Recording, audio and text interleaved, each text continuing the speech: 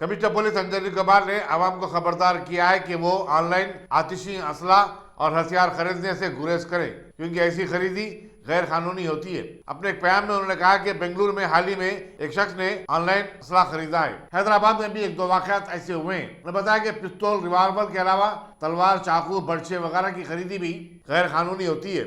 ऐसी मामलत में अफराद के खिलाफ संगीन दफात के तहत मुकदमा दर्ज किए जा सकते हैं। Friends, an incident has come to notice at Bangalore in which a man has been booked by the local police for buying blank firearm online. This is an interesting development. As you are aware that now the e-commerce is on the rise and many companies, they are selling various items to the consumers online. You do not have to go to a shop to buy it. This is definitely a very good development, a very healthy development. However, what all things are legally allowed to be bought and what all things are legally not allowed to be bought, one has to be very, very careful. As you are aware that the Indian Arms Act defines what all things are considered to be arms, ammunition, weapon, for which you need to have a license first before you apply to buy. I request all of you to kindly be careful in this regard, and you should not fall into a trap by